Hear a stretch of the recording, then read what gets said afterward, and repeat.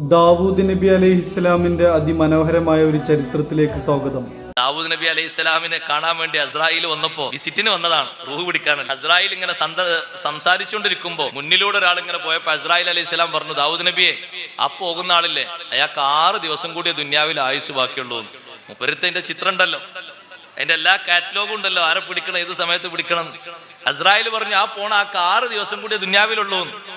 ദാവൂദ് നബി അലൈഹി സ്വലാം 2, 3, 4 കൊല്ലം കഴിഞ്ഞിട്ട് ഈ മനുഷ്യനെ കണ്ടപ്പോ ദാവൂദ് നബി ചിന്തിച്ചു, പടച്ചോനെ, ഇയാളെ പറ്റിയല്ലേ എന്ന് 6 ദിവസം ഉള്ളൂ എന്ന് പറഞ്ഞ്, ഇയാൾ ഇപ്പോഴും ജീവിച്ചിരിക്കണ്ടല്ലോ, മരിച്ചിട്ട് പിന്നെ ജീവിച്ചു. അസ്രായിൽ അലൈഹി സ്വലാം പിന്നൊരിക്കൽ വന്നപ്പോ ചോദിച്ചാൽ, നിങ്ങൾ 6 ദിവസം ഉള്ളൂ എന്ന് പറഞ്ഞാൽ ഇപ്പോഴും ഹയാത്തിലുണ്ടല്ലോ, അത് നിങ്ങൾക്ക് കേൾക്കണോ?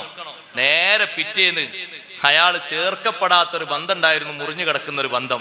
ആ ബന്ധം ചേർത്തിട്ട് ബന്ധം ഉഷാറായപ്പോ അല്ലാഹു തആല ഒരു 20 കൊല്ലത്തെ ആയുസ്സും കൂടി നീട്ടിക്കൊടുത്തിട്ടുണ്ട്. 1 കൊല്ലല്ല, 20 കൊല്ലത്തെ ആയുസ് കൂടി അല്ലാഹു തആല നീട്ടിക്കൊടുത്തിട്ടുണ്ട്. ഇനി ബാക്കിയുള്ള കൊല്ലം കൂടി കഴിഞ്ഞിട്ട് ആള് മരിക്കുള്ളൂ. ആയുസ് നീളാനൊക്കെ എന്തും ചെയ്യൂല, നമ്മൾ എന്തും ചെയ്യും. നിങ്ങൾ ഏതെങ്കിലും ചികിത്സക്കാരത്ത് പോയൊക്കെ നിങ്ങൾക്ക് ആയുസ് 25 കൊല്ലം നീട്ടിക്കിട്ടും. ഒരു 10,000 രൂപ സംഭാവന എന്ന് പറഞ്ഞാൽ എണ്ണി കൊടുക്കൂല അവിടെ, ഒരു മിനിറ്റ് താമസിക്കാതെ. ഒരു ചെലവുമില്ല, ഒറ്റ കാര്യമുള്ളൂ, സിലത്തുർ റഹീം. കുടുംബബന്ധം ചേർക്കുന്നത് ദുന്യാവിലും ആഖിറത്തിലും സമൃദ്ധി ലഭിക്കുന്ന കാര്യമാണ്. അർശിന്റെ തണൽ കൊള്ളുന്ന 77 വിഭാഗങ്ങളിൽ എണ്ണപ്പെട്ട ഒരു വിഭാഗമാണ് വാസിലുർ റഹീം. കുടുംബബന്ധം ചേർത്ത ആൾക്ക് അർശിന്റെ തണലുണ്ടെന്ന് സയ്യിദുനാ റസൂലുള്ളാഹി സ്വല്ലല്ലാഹു